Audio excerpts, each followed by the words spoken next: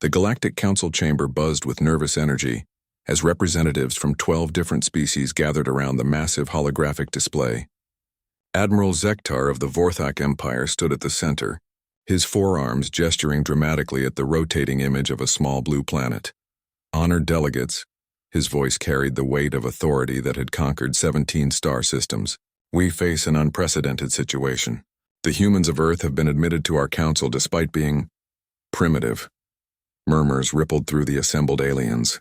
The crystalline hive mind representative pulsed with indignant purple light. Their technology is centuries behind ours. They still use projectile weapons and chemical propulsion. Exactly my point, Admiral Zektar continued, his scarred face twisting into what passed for a smile among his species.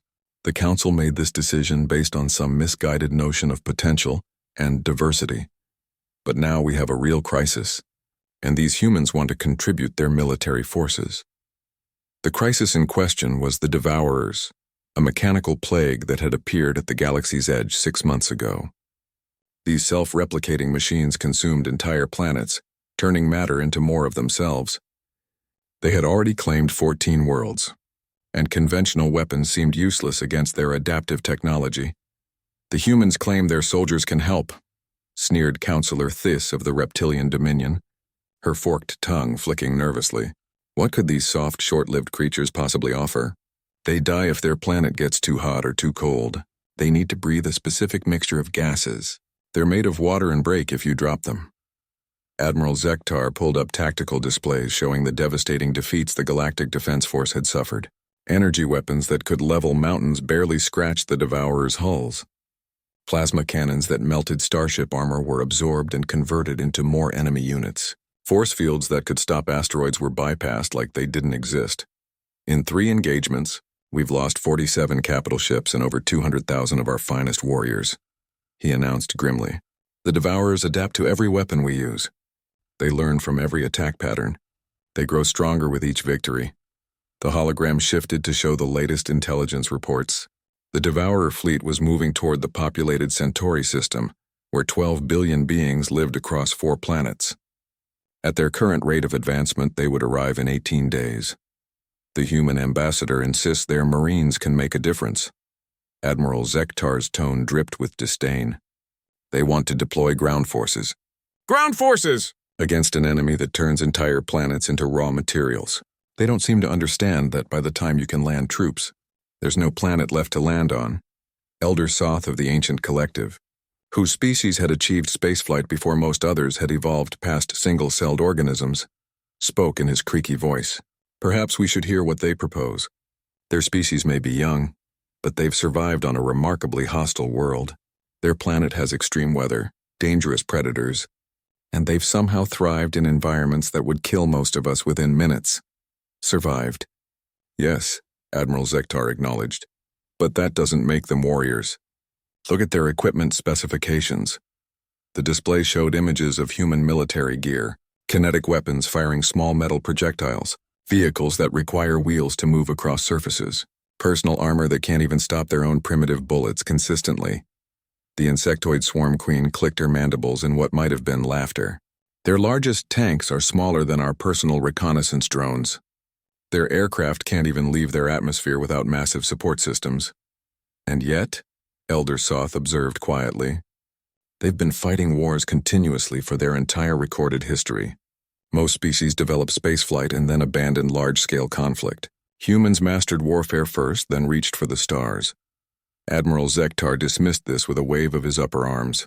Constant warfare among primitives proves nothing, except that they're too uncivilized to solve problems peacefully. When the Devourers arrive at Centauri, we'll show them how real soldiers fight. Our quantum strike forces will demonstrate what advanced tactics and superior technology can accomplish. The council chamber fell silent as the weight of the situation settled over them. 12 billion lives hung in the balance, and their most advanced military forces had proven inadequate. The Devourers represented an existential threat to galactic civilization. I've reviewed the human military files, admitted General Korax of the Mechanical Confederacy, his synthetic voice buzzing with electronic static. Their casualty rates in training alone would be considered a military disaster by our standards. They deliberately put their soldiers through experiences that would traumatize most of our warriors permanently. They call it boot camp. Admiral Zektar read from his datapad with obvious contempt. Systematic physical and psychological stress designed to break down individuals and rebuild them as Marines. It's barbaric. The ethereal council representative floated silently for a moment before speaking through telepathic projection. What troubles me is not their methods, but their results. These Marines have a saying: improvise, adapt, overcome. Perhaps that mindset has value against an enemy that adapts to everything we throw at it. Sentiment and catchphrases won't stop the devourers, Admiral Zektar concluded firmly. We have 18 days to prepare our final defense of Centauri. We'll use our best ships, our most advanced weapons, and our most experienced commanders. If we fail, we'll evacuate what populations we can and establish a new defensive line further from the core worlds. As the council session ended and representatives filed out to prepare for humanity's first real test in galactic warfare, none of them could have predicted what was about to unfold. The humans were indeed primitive by galactic standards, but they were about to teach the galaxy that sometimes the most dangerous enemy is the one that refuses to follow the rules of civilized warfare. Captain Elena Rodriguez stood on the bridge of the UES Indomitable, watching through the view screen as the massive Galactic Defense Force fleet assembled around Centauri Prime. Hundreds of alien warships, each one the size of a city, bristled with weapons that could crack moons. Their sleek designs and energy shields made them look like gods of war compared to her ship. The Indomitable was humanity's flagship, but by galactic standards it was little more than a flying brick. Angular where alien ships were curved, crude where they were elegant and powered by fusion reactors while theirs used antimatter. Her crew of 800 Marines and naval personnel felt tiny among the millions of alien soldiers preparing for battle. Admiral Zektar is hailing us again, reported Lieutenant Commander Chen from the communications station. His voice carried barely concealed irritation. This was the 5th call in 2 hours. Put him through. Elena sighed. The holographic projection of the four-armed Vorthok Admiral materialized before her, his expression as condescending as ever. Captain Rodriguez, Admiral Zektar began without preamble. I must insist you move your vessel to the rear echelons. The Devourer fleet will arrive in 6 hours, and I won't have primitive technology interfering with our battle formations. Elena kept her expression neutral, though her jaw tightened slightly. Admiral, we've been through this. Human forces are here as part of the Council agreement. We'll engage the enemy according to our own tactical doctrine. Your tactical doctrine? One of Zektar's arms gestured dismissively. You have kinetic weapons on a ship that moves slower than our supply shuttles. What possible tactical value could you provide? Behind Elena, Master Sergeant Williams quietly cracked his knuckles. The sound was barely audible, but every Marine on the bridge understood its meaning. Their captain was being insulted and they didn't appreciate it. Admiral, Elena replied calmly, humanity didn't survive ice ages, plague, and 2 world wars by following conventional wisdom. Sometimes the solution to an impossible problem is to stop thinking about it like everyone else. Your species' history of violence is exactly why you shouldn't be here. Zektar's voice carried obvious disdain. This requires precision, coordination, and advanced technology. Not whatever crude tactics your people use against each other. The connection ended abruptly, leaving Elena staring at empty air. Around the bridge, her crew exchanged looks that spoke volumes. They'd heard similar dismissals during their brief time in galactic society. Primitive, violent, uncivilized, always the same words. Skipper, Master Sergeant Williams spoke up, using the informal address that was common among human forces. Permission to speak freely. Always, Master Sergeant. These alien bastards are about to learn why humans don't fight fair. His weathered face split into a grin that would have terrified most species. They think we're primitive because we use bullets instead of lasers. They're about to find out why we still use bullets. Elena nodded, understanding the deeper meaning. Human weapons technology had developed along different lines than the rest of the galaxy. While other species perfected energy weapons and shields, humans had refined the art of hurling pieces of metal very, very fast. There were reasons for this that went beyond simple technological limitations. Lieutenant Parker, she called to her tactical officer, status on our special ammunition? All magazines loaded with the new depleted uranium rounds, Captain. Engineering says the railguns are running at 110% efficiency. We're ready to show these aliens what kinetic energy can do. The bridge speakers crackled with incoming transmissions from the alien fleet. Long-range sensors had detected the Devourer advance force. 12 massive vessels, each one a nightmare of black metal and pulsing energy conduits, were approaching at speeds that defied conventional physics. Elena watched the tactical display as Admiral Zektar deployed his forces in a textbook formation. Heavy cruisers in front, energy weapon platforms in the middle, support vessels in the rear. It was the same strategy that had failed 3 times before, but with more ships and bigger guns. "They're trying the same thing again," observed Commander Torres, the ship's executive officer.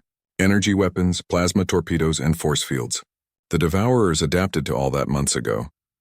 "Different tool for a different job," Elena murmured, watching as the alien fleet powered up weapons that could glass continents. "Master Sergeant, have all Marine units check their gear one more time. I want every rifle cleaned, every magazine counted, and every Marine ready for boarding action." "Boarding action?" Williams looked puzzled. "Skipper, those Devourer ships are the size of asteroids. How are we supposed to board them?" Elena's smile was the kind that made enemy commanders wake up in cold sweats. "The same way Marines have always solved impossible problems, Master Sergeant. We find a way to get close, we find a way to get inside, and then we break things until the problem goes away." The first Devourer ship came into weapons range, and the alien fleet opened fire. Beams of coherent energy that could melt titanium, plasma bolts that burned hotter than stars, and gravitational distortion fields that could crush space stations, all focused on the lead enemy vessel. For 30 seconds, the Devourer ship was completely enveloped in destructive force that could have sterilized entire moons. When the energy dissipated, the ship was not only undamaged but visibly larger. It had converted the incoming energy into additional mass, growing stronger from the very attacks meant to destroy it. "Jesus Christ," whispered Lieutenant Parker. "It just ate their entire first volley." The Devourer return fire was swift and devastating. Unlike the wild energy discharges of conventional weapons, their beams moved with surgical precision. Alien shields that had never failed before simply vanished. Armor plating that could withstand stellar radiation melted like ice cream. In the first exchange, the Galactic Fleet lost 6 capital ships. Admiral Zektar to all ships. The panicked transmission crackled across all frequencies. "Fall back to secondary positions. Repeat, fall back immediately." Elena keyed her ship's general address system. "All hands, this is the captain. We're going in. Marines, prepare for combat operations. Naval personnel, prepare for close action. We're about to show the galaxy how humans fight when our backs are against the wall." As the alien fleet retreated in disorder, the small human ship accelerated toward the advancing Devourers. To outside observers, it looked like suicide. 800 humans in a primitive vessel, charging toward enemies that had just shrugged off the combined firepower of the galaxy's most advanced military forces. What the aliens didn't understand was that humans had been preparing for this moment for their entire evolutionary history. Every predator they'd faced, every natural disaster they'd survived, every war they'd fought had taught them the same lesson. When you can't win by the rules, you change the game. The UES Indomitable shook violently as Devourer energy beams struck its hull. Sparks flew from control panels, and the lights flickered as the ship's systems strained under the assault. But unlike the alien vessels that had been vaporized in seconds, the human ship kept coming. "Hull breach on Deck 7, reported Damage Control Chief Kowalski over the intercom. "Sealing now." "We're still in the fight, Captain." Elena gripped her command chair as another impact sent tremors through the ship. The secret to human ship design wasn't superior technology or exotic materials. It was redundancy. Every critical system had backups, and every backup had backups. Where alien ships relied on shields and sophisticated armor, human ships were built like the old battleships of Earth's oceans. Layer upon layer of steel and determination. "Range to target?" Elena called out. 2,000 kilometers and closing, Lieutenant Parker responded, his voice steady despite the chaos around them. "Their adaptive shields are having trouble with our approach vector." Elena smiled grimly. The Devourer's defensive systems were designed to counter energy weapons and conventional missiles. They analyzed incoming threats, calculated optimal responses, and adapted their defenses accordingly. But they were analyzing a ship that was flying in a straight line directly at them, while absorbing massive amounts of damage. Their computers couldn't understand why the human ship wasn't trying to evade, wasn't using defensive measures, and wasn't returning fire with long-range weapons. Every tactical algorithm in their system said this behavior made no sense. "Master Sergeant Williams to the bridge," Elena called over the ship's communication system. Williams arrived within seconds, his combat armor already sealed and his rifle maglocked to his chest. Behind him, the sound of 800 Marines checking weapons and equipment echoed through the corridors. "We're almost in range, Master Sergeant." "Are your Marines ready?" "Born ready, Skipper. But I've got to ask, how exactly are we boarding a ship that's trying to kill us?" Elena pointed to the tactical display, where the Devourer vessel loomed like a metallic mountain. "See those energy conduits running along the hull? Our analysis suggests they're part of their adaptation system. If we can get Marines inside and start breaking things from within, their ability to counter our attacks should be compromised." "And how do we get inside something that doesn't seem to have doors?" "Same way Marines have always gotten into places they weren't invited," Elena replied. "We make our own door." The ship's railguns finally came into range and Elena gave the order to fire.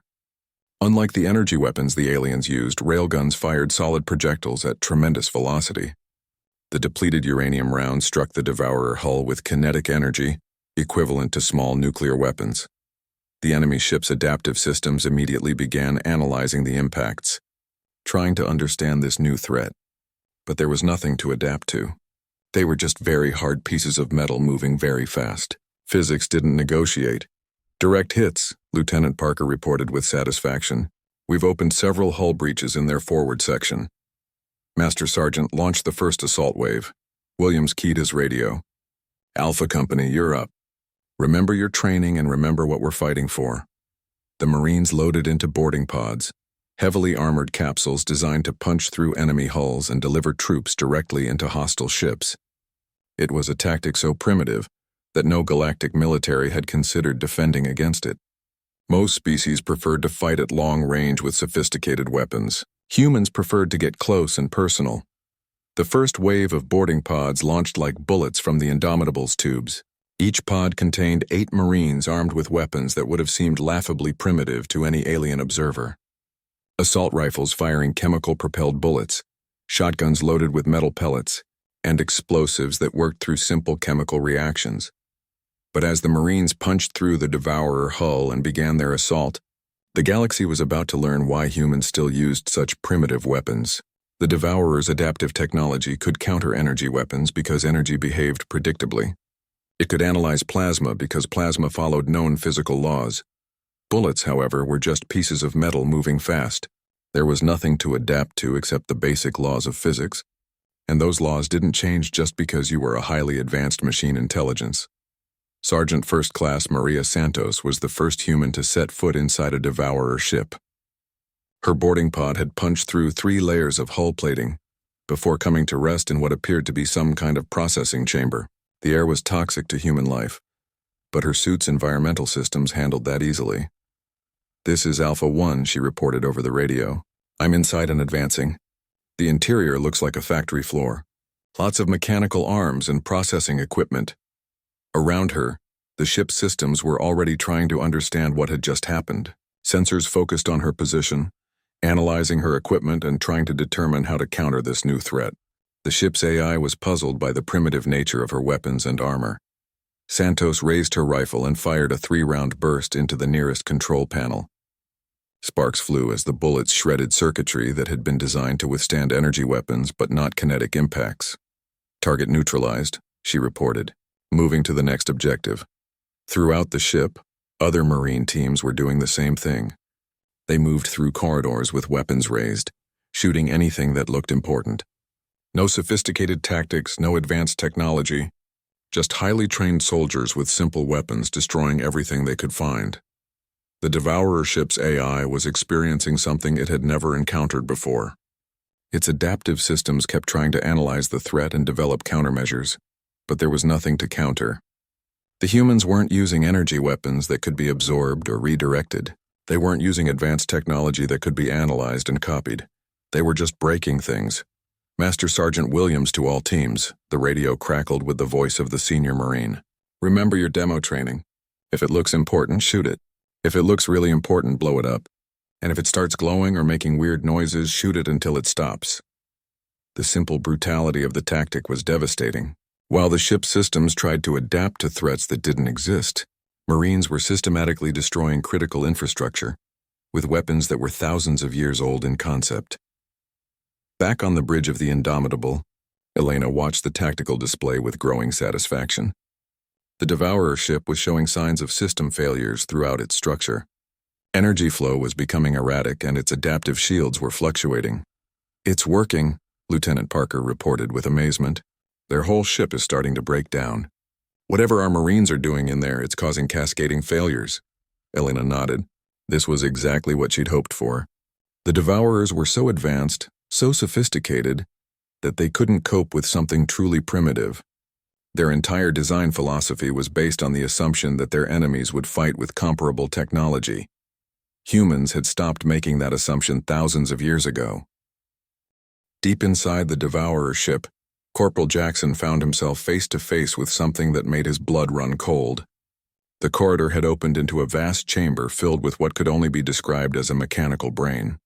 Thousands of processing nodes connected by energy conduits, all pulsing with an alien intelligence. "Holy shit," he whispered into his radio. "I think I found their computer core." The response came immediately from Master Sergeant Williams. "Jackson, this is Williams. Whatever you're looking at, if it looks important, you know what to do." Jackson hefted his shotgun and grinned. "Roger that, Master Sergeant. Time to teach these machines about good old-fashioned American problem-solving."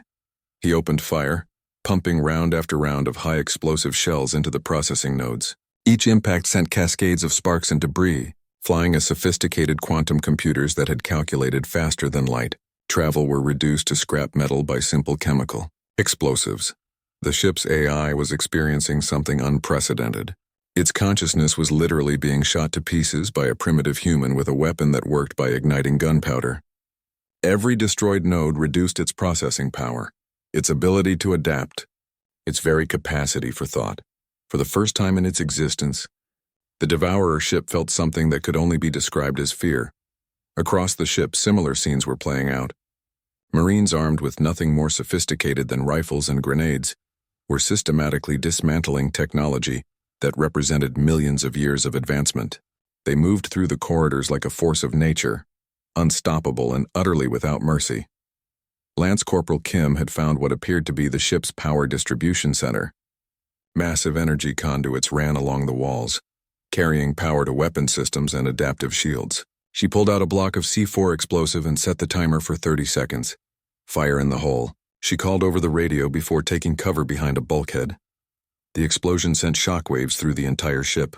Power fluctuations cascaded through every system as the Devourer's energy grid began to fail. On the bridge of the Indomitable, Elena watched with satisfaction as the enemy ship's weapons fell silent. "Their main guns are offline," Lieutenant Parker reported. "Whatever our people are doing in there, it's working better than anything we've tried before." But the real breakthrough came when Staff Sergeant Rodriguez discovered the ship's manufacturing bay. This was where the Devourers created more of themselves, where they converted captured matter into additional ships and weapons. The chamber was the size of an aircraft hangar, filled with assembly lines that worked at impossible speeds. Rodriguez looked at the scene for a moment, then keyed his radio. "All teams, this is Rodriguez. I need every demo charge we've got down here. I found their factory." Within minutes, Marines were converging on the manufacturing bay with every explosive they could carry. They set charges on assembly lines, on raw material stores, on the quantum forges that could reshape matter at the atomic level. The Devourer AI watched in growing horror as its ability to reproduce itself was systematically destroyed. "Charges set," Rodriguez reported. "Everyone clear the area. This is going to be a big one." The explosion was visible from space. The entire middle section of the Devourer ship bulged outward before collapsing in on itself. Secondary explosions rippled through the hull as manufacturing systems designed to work with exotic matter were torn apart by simple chemical explosives. On the bridge of the Indomitable, Elena felt a moment of pride for her Marines. They were doing exactly what they'd been trained to do: identify enemy capabilities and neutralize them through any means necessary. The fact that they were doing it with weapons that the galaxy considered primitive only made it more impressive. "Captain," Lieutenant Parker called out excitedly. "We're receiving a transmission from the alien fleet. Admiral Zektar wants to know what we're doing to that ship." Elena smiled. "Tell the Admiral that we're demonstrating human tactical doctrine. Sometimes the best way to deal with a sophisticated enemy is to hit them with something so simple they can't adapt to it." The Devourer ship was dying. Its AI, reduced to a fraction of its original processing power, could no longer coordinate its defenses or maintain its adaptive systems.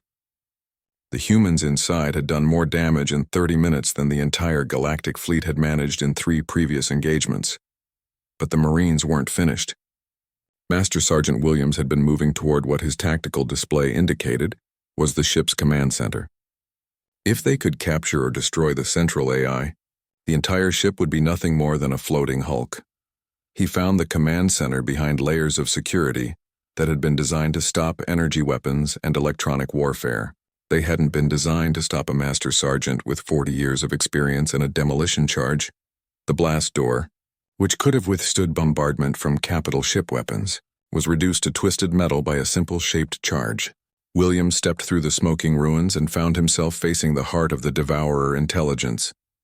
It was beautiful in its alien way, a crystalline structure that pulsed with inner light, connected to thousands of data streams from throughout the ship. This was the mind that had conquered 14 worlds, the intelligence that had adapted to every weapon the galaxy possessed. Williams looked at it for a moment, then raised his rifle. "Nothing personal," he said quietly, and opened fire. The bullets struck the crystalline structure and shattered it like glass. Each impact sent cracks racing through the alien intelligence until, with a final pulse of light, it went dark forever. Across the ship, systems began shutting down as the central AI died. The Devourer vessel, which had seemed unstoppable just an hour before, drifted powerless in space. "This is Master Sergeant Williams to all teams." His voice carried over the radio with quiet satisfaction. "Mission accomplished. The ship is secure." Elena keyed the ship's communication system to broadcast on all frequencies. "This is Captain Rodriguez of the UES Indomitable to the Galactic Fleet. The lead Devourer vessel has been neutralized. We're preparing to engage the remaining ships using the same tactics." The response from Admiral Zektar was immediate and incredulous. "Captain Rodriguez, how is this possible? That ship had adaptive technology beyond anything in our database. Our most advanced weapons had no effect." "Admiral," Elena replied calmly, "sometimes the most advanced solution is the most primitive one. We didn't try to outthink their technology. We just broke it." As the human ship turned toward the remaining Devourer vessels, the galaxy was beginning to understand that they had seriously underestimated humanity. These weren't primitive barbarians with crude weapons. They were survivors who had learned that the most important tactical principle wasn't having the best technology. It was being willing to do whatever it took to win. Admiral Zektar stared at his tactical display in disbelief. The lead Devourer ship, which had shrugged off the combined firepower of his entire fleet, was now nothing more than a drifting hulk. The primitive human vessel was already moving toward the second enemy ship, and somehow the remaining Devourers seemed to be hesitating. "This is impossible," muttered General Corax over the communication channel. "Our analysis indicated that ship was invulnerable to kinetic weapons. How did 800 humans accomplish what our million-warrior fleet could not?" Elena's voice came through clearly on the fleet frequency. "Admiral Zektar, we're transmitting our tactical data to your fleet. If you want to join the fight, we can show you how to hurt these things." The data package that arrived at Admiral Zektar's flagship contained detailed scans of the human assault. His tactical officers analyzed the information with growing amazement. "Sir," reported his chief analyst, a highly decorated Vorthak warrior, "the humans didn't use any advanced technology at all. They simply broke things. Their weapons fire solid projectiles that cause physical damage. Their explosives work through chemical reactions. None of it is sophisticated enough for the Devourer's adaptive systems to counter." Admiral Zektar felt his pride warring with his practical nature. The humans had succeeded where his advanced fleet had failed, but they'd done it with weapons his people had abandoned thousands of years ago. "Can we modify our weapons to replicate their tactics?" "Not quickly, sir. Our ships are designed around energy weapons and quantum technology. We don't have kinetic weapons or chemical explosives. On the bridge of the Indomitable, Elena was preparing for the assault on the second Devourer ship when an unexpected transmission came through. It was from Elder Soth of the Ancient Collective. "Captain Rodriguez, this is Elder Soth. I wanted to congratulate you on your success and ask a question, if I may." "Of course, Elder Soth. What can I help you with?" "Your tactics. They seem almost deliberately primitive. Was this strategy planned specifically to counter the Devourer's adaptive technology?" Elena paused, considering her answer. "Elder Soth, we've been fighting for our entire existence on a planet that kept trying to kill us. We learned early that the fancy solution isn't always the best solution. Sometimes you just need to hit the problem with a big stick until it stops moving." "Fascinating," Elder Soth replied. "Your species developed along different lines than the rest of us. We advanced our technology and eliminated most physical challenges. You advanced your technology while keeping your warrior instincts sharp." The second Devourer ship had apparently learned from the fate of its companion. Instead of waiting for the human attack, it began launching smaller vessels, fighter-sized craft that moved with incredible speed and agility. These weren't trying to adapt to human weapons. They were trying to overwhelm them with numbers. "Incoming fighters," Lieutenant Parker reported. 60-plus small craft approaching fast. Elena smiled. This was exactly the kind of problem human military doctrine was designed to handle. "Launch our fighters. Let's show these aliens how a real dogfight works." The human fighters that launched from the Indomitable were crude by galactic standards. They used chemical rockets for propulsion, carried kinetic weapons, and relied on human reflexes rather than sophisticated computer systems. But they were flown by pilots who had trained in Earth's atmosphere, where a single mistake meant death. Lieutenant Sarah Chen pulled her fighter into a tight turn that would have killed most alien pilots through sheer gravitational force. Humans had evolved on a heavy gravity world, and their bodies could withstand accelerations that would crush other species. Her fighter spun through the Devourer formation like a dancer. Guns blazing. Fox 2, she called over the radio, using the ancient fighter pilot terminology as her missiles found their targets. 2 bandits down. The Devourer fighters tried to adapt to human tactics, but there was nothing to adapt to. The humans weren't using sophisticated electronics or exotic technology. They were just flying fast, shooting straight, and using three-dimensional thinking that came naturally to a species that had evolved as hunters. Within 10 minutes, the entire Devourer fighter screen was destroyed. The human pilots had lost 2 fighters, but they'd eliminated an enemy force that should have been vastly superior. "This is impossible," Admiral Zektar transmitted to his fleet. "Those human fighters are using technology from their planet's industrial age. How are they outperforming our advanced interceptors?" The answer came from an unexpected source. Captain Elena's voice cut through the chatter with calm authority. "Admiral, your fighters rely on computer targeting and adaptive systems. Our pilots rely on instinct and experience. When you're fighting an enemy that can adapt to your technology, sometimes the winning move is to not use technology at all." The second Devourer ship was now defenseless against boarding action. The Indomitable moved in close, taking fire from the enemy's main weapons but absorbing the damage with typical human stubbornness. More boarding pods launched, carrying fresh Marine teams to repeat the assault that had proven so effective. But this time, the Devourers tried a different approach. As the Marines breached their hull, the ship began flooding sections with toxic gas and radiation that would have killed most galactic species instantly. Unfortunately for the Devourers, they were dealing with humans. Staff Sergeant Thompson sealed his armor and led his team deeper into the ship, commenting casually over the radio, "Well, this air smells worse than Detroit in August. But we've breathed worse. The human environmental suits were designed to handle the toxic atmosphere of post-industrial Earth. The radiation levels that the Devourers considered lethal were barely noticeable to Marines whose ancestors had survived nuclear testing and industrial pollution. Private Williams found himself in a corridor that was simultaneously on fire and flooded with acid rain. He waded through the corrosive liquid, his armor's environmental systems handling the challenge easily, and planted demolition charges on what appeared to be a critical support beam. "Just like training back on Earth," he muttered, remembering survival exercises in the Amazon rainforest where they dealt with similar conditions on a daily basis. The galaxy watched in amazement as human Marines casually operated in environments that would have required their most advanced hazmat equipment. The Devourer's defensive measures weren't just ineffective, they were completely irrelevant. 20 minutes later, the second Devourer ship suffered the same fate as the first. Its central AI was destroyed by rifle fire. Its manufacturing systems were blown up with chemical explosives, and its adaptive technology was rendered useless by the simple expedient of shooting it until it broke. 2 down, Elena announced to the Galactic Fleet. 10 to go. Admiral Zektar found himself in the unprecedented position of asking for help from a species he'd considered primitive just hours before. Captain Rodriguez, my fleet stands ready to assist. How can we contribute to your tactics? Elena's response was immediate and practical. Admiral, we need you to keep the remaining ships occupied while we work. Your energy weapons can't hurt them, but they can distract them. Draw their fire while we get close enough to board. It was a complete reversal of traditional galactic naval doctrine. The advanced alien fleet was reduced to serving as a distraction, while primitive humans did the real fighting.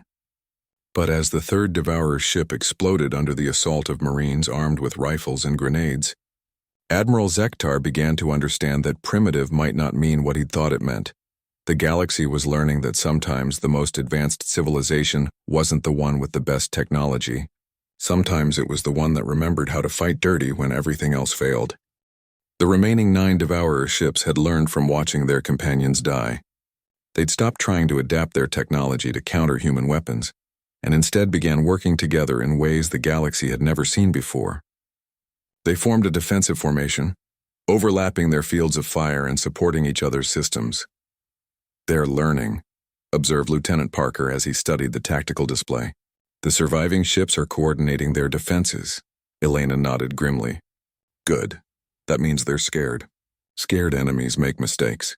The lead group of 3 Devourer ships began advancing toward the human vessel, moving in perfect formation. Their strategy was simple. If they couldn't adapt to human weapons, they'd overwhelm the humans with superior numbers and firepower. What they didn't understand was that humans had been dealing with superior numbers for their entire military history. From the Battle of Thermopylae to the Warsaw Ghetto Uprising, humanity had a long tradition of making the impossible possible through sheer bloody-minded determination. Master Sergeant Williams, Elena called over the intercom, how many Marines do we have left combat ready? 612, Skipper. We've taken some casualties, but the boys and girls are still ready to fight. Elena studied the tactical situation. 3 massive enemy ships, each one capable of destroying her vessel with a single concentrated attack. The math was simple. The Indomitable couldn't survive a direct assault against those odds, unless they changed the rules of engagement. Navigation, plot a course directly between those 3 ships. Full speed. Captain, Commander Torres spoke up. That's suicide. We'll be taking fire from 3 different directions. No, Elena replied with the kind of smile that had made human military instructors famous throughout history. That's an opportunity. When you're outnumbered, you make the enemy get in each other's way. The Indomitable accelerated toward the 3-ship formation at maximum speed. The Devourer ships began firing immediately, their energy weapons converging on the approaching human vessel. But Elena had calculated the angles carefully. By positioning her ship between the 3 enemies, she'd forced them into a situation where their own crossfire was as dangerous to each other as it was to her. The first Devourer ship had to cease fire to avoid hitting its companion. The second ship's targeting was disrupted by the energy discharges from the third. In trying to coordinate their attack, they'd created the exact kind of confusion that human tactics were designed to exploit. Launch all remaining boarding pods, Elena ordered. Every direction, every ship. Maximum dispersal. It was a tactic so insane that no military academy in the galaxy would have taught it. Instead of concentrating her forces against a single target, Elena was spreading her Marines across 3 different enemy ships simultaneously. By conventional military logic, it was the worst possible strategy. But humans had stopped following conventional military logic around the time they'd figured out how to make spears. Sergeant First Class Rodriguez led the assault on the port-side Devourer ship. His boarding pod punched through their hull just as they were trying to coordinate fire with their companions. The ship's AI was so focused on external targeting that it barely registered the internal breach until Rodriguez and his team were already spreading through its corridors. On the starboard ship, Corporal Kim found herself in what appeared to be a communication center. Banks of equipment that allowed the three ships to coordinate their actions hummed with alien energy. She looked at the sophisticated technology for a moment, then pulled out a grenade. "Sorry about your phone bill," she said, and pulled the pin. The explosion severed the communication links between all three ships. Suddenly, they couldn't coordinate their attacks, couldn't share tactical data, and couldn't adapt to threats as efficiently. Each ship was on its own, exactly the situation human tactics were designed to create. Meanwhile, Staff Sergeant Chen had found something even more interesting on the third ship. It appeared to be some kind of manufacturing facility, but instead of making new ships, it was producing the adaptive technology that made the Devourers so dangerous. "Control, this is Chen. I think I found where they make their fancy armor. Permission to redecorate?" Elena's response was immediate. "Granted. Make it loud."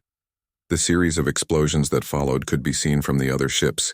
The third Devourer vessel's ability to adapt and upgrade its defenses died in a series of chemical blasts that would have been considered primitive by galactic standards but were devastatingly effective against quantum manufacturing systems. Admiral Zektar watched from his flagship as the humans systematically dismantled three enemy ships that his entire fleet couldn't scratch. "How are they doing this?" he asked his tactical officer. "Sir, they're not fighting like any military force we've ever encountered.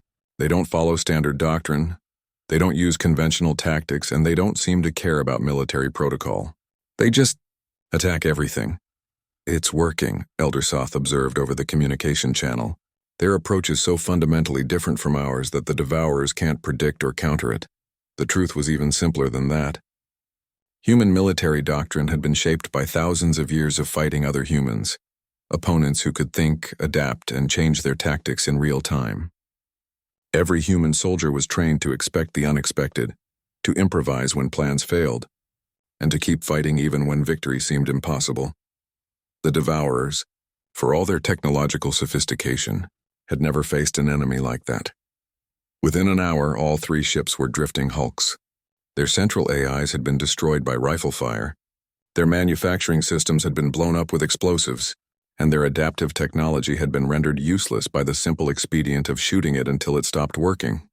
6 down, 6 to go, Elena announced to the galactic fleet. But the remaining Devourer ships had one last strategy. If they couldn't defeat the humans through superior technology or coordinated tactics, they'd try something even more desperate.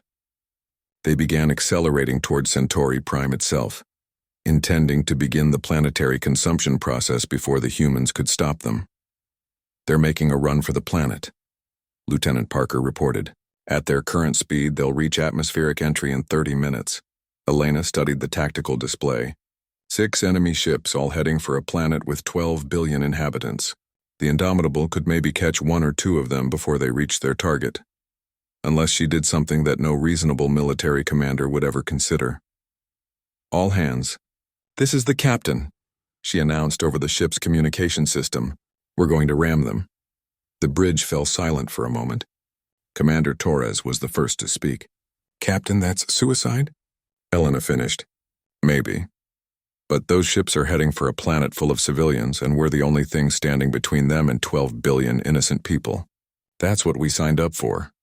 Master Sergeant Williams' voice came over the intercom, carrying the kind of calm determination that had made human Marines legendary. "Skipper, the troops are ready. If we're going down, we're taking them with us." It was the kind of decision that defined humanity in the eyes of the galaxy. When faced with impossible odds and certain death, they didn't retreat or surrender. They attacked. But as the Indomitable accelerated toward the fleeing Devourer ships, Elena had one more surprise in store for the galaxy. Humans might be primitive by galactic standards, but they'd learned a long time ago that sometimes the best way to win a fight was to make sure everybody lost. The UES Indomitable streaked through space toward the fleeing Devourer ships like a guided missile made of steel and human stubbornness. Every alien commander watching expected to witness a heroic but futile gesture. 1 primitive ship against 6 technologically superior enemies. They were about to learn that humans had been planning for this exact scenario since the day they'd reached the stars. Engineering. "This is the captain," Elena called over the intercom. "I need everything you've got. Overload the fusion reactors, reroute all power to engines, and prepare for emergency core ejection. Chief Engineer O'Brien's voice came back with the kind of professional calm that came from 30 years of making the impossible work. Aye, Captain, but if we eject the core at maximum burn, the explosion will take out everything within 50 kilometers. That's the idea, Chief. Admiral Zektar's voice crackled over the communication channel. Captain Rodriguez, you cannot sacrifice yourself and your crew. There must be another way. Elena's response was immediate and carried the weight of human military tradition. Admiral, there are 12 billion people on that planet. 800 Marines is a bargain price for their lives.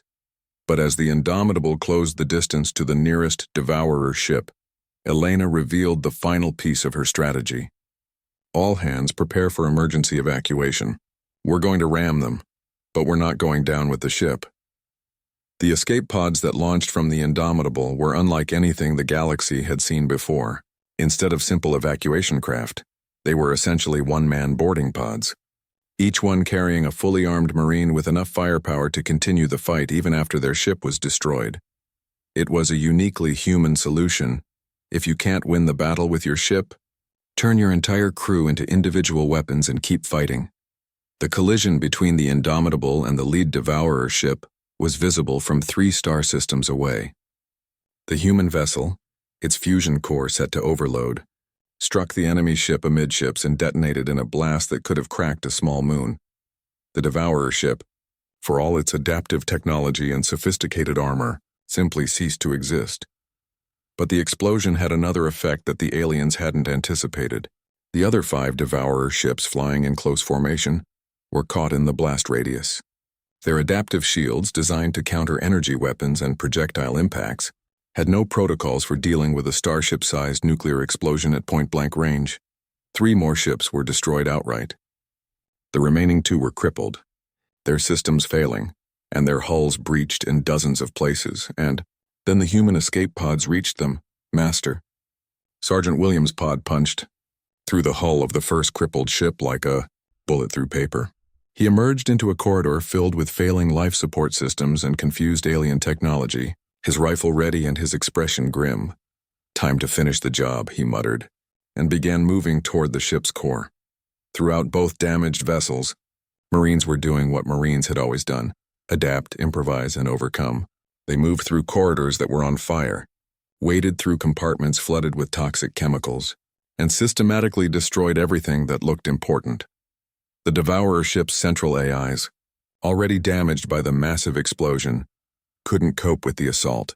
Their adaptive systems were designed to counter sophisticated attacks, not individual soldiers armed with chemical explosives and an absolute refusal to give up. 20 minutes later, both ships were dead in space.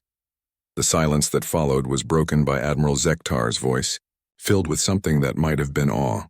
Captain Rodriguez, are you receiving this transmission? Elena's voice came back from one of the escape pods, slightly breathless but completely calm. This is Captain Rodriguez. Mission accomplished, Admiral. All Devourer ships have been neutralized.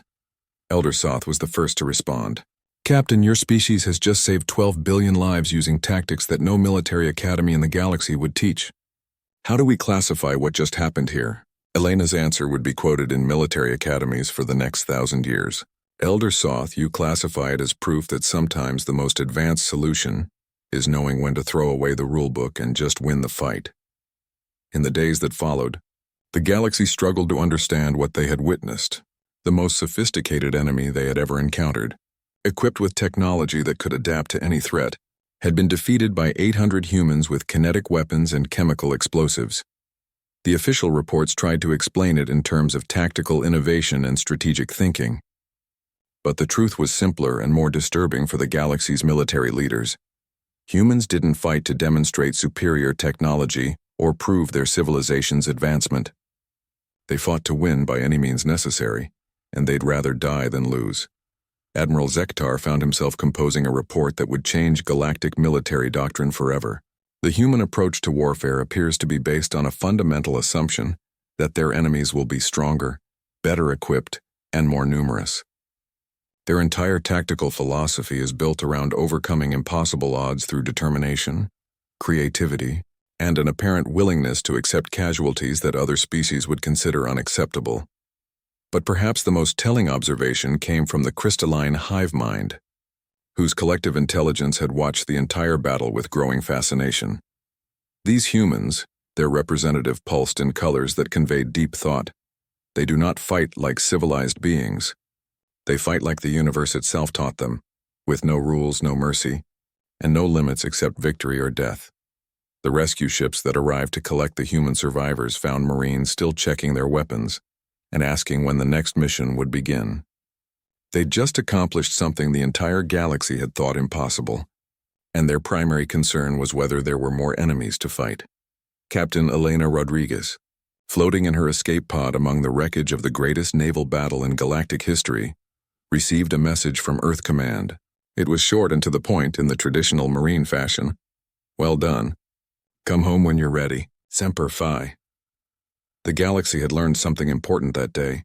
Humanity's soldiers weren't unstoppable because they were primitive or violent or crude. They were unstoppable because they'd never learned how to quit. And in a universe full of advanced civilizations that had forgotten how to fight, that made humans the most dangerous warriors in the galaxy. The Devourers would not threaten another world. The galaxy was safe, protected by soldiers who proved that sometimes the most sophisticated weapon of all was the simple refusal to surrender. Humanity had taken its place among the stars not as supplicants or students, but as guardians, and the galaxy would never underestimate them again.